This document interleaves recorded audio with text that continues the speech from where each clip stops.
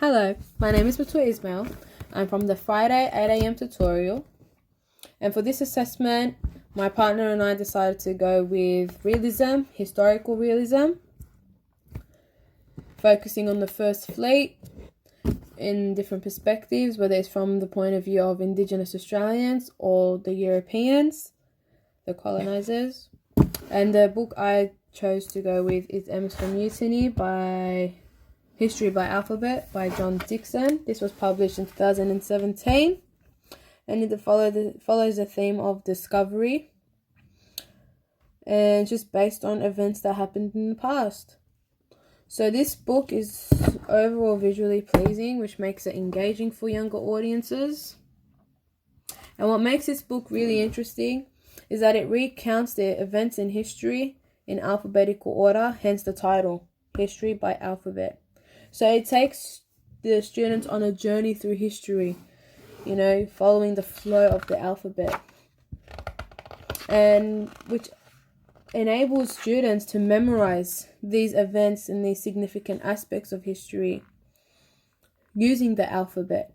So when they're going through this book and they're discussing it in class, they'll be like, A is for acknowledgement of country, for instance, or C is for cook, Captain Cook, F, for instance, F is for First Fleet, and such. So it makes it really engaging for students. And this book also mentions significant individuals in history. And see, L is for land rights. See, staring right at you. You can see the sorrow in his eyes. Anyway, and so and they mentioned significant Indigenous individuals in history that I don't even remember learning about when I was in primary school. For instance, U is for uproar. This was a significant Indigenous Australian that rebelled against the colonists. So, which is really important for students to be aware of individuals like this.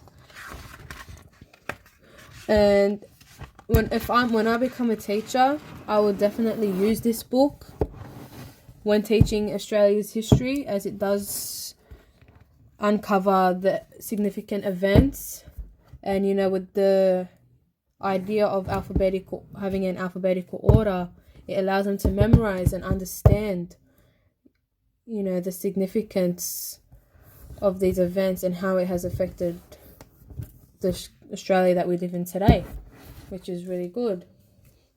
So yeah, good book. And then the novel I chose for this assessment is What If of Australia? History of Australia, Colonial Settlement, France versus Britain. This is by Craig Cormick. And this was published in 2022, so it's like brand new. Again, following the theme of discovery and just based on events in the past. So this does have a humorous twist to it. This is more for like year 46 students. And what makes this book interesting is that it uncovers the little details that I never mentioned, and it discusses potential events that could have happened in the past and how it would have affected Australia today, which is really good, important for students to know this stuff, because it makes them question and reflect, what could Australia be like today if all these events happened. And this includes the involvement of France and such. So this is a pretty good book.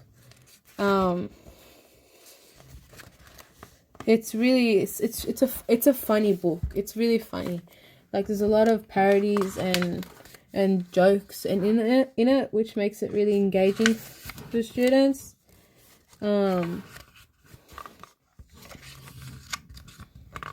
So it's basically focuses on the idea of what if, like what if the ship sank? What if the ship never made it to Australia? What if the French took over instead of the British and whatnot? So this is as well a really good book, a really educative book. and I'll definitely use this with my students when I do teach about history of Australia. Thank you. Hi, I'm Shaima, and I'll be recommending 2 good books that I liked on historical realism for students to read. My first book is Sorry Day by Coral Vass and Dub Leffler. Sorry Day is a significant book for students to read as it provides a unique perspective on the history of Australia's Indigenous people. Through the eyes of a young girl, the story explores the impact of stolen generations on Indigenous families, conveying a powerful and emotional message that encourages empathy and understanding. The book is an excellent tool for students to learn more about the history and culture of their country and the experiences of others. Moreover, the stunning illustrations by Dub Leffler and an additional layer of depth to the story, making Story Day an essential and valuable read for students. My second book is Somebody's Land by Adam Goodes and Ellie Lang.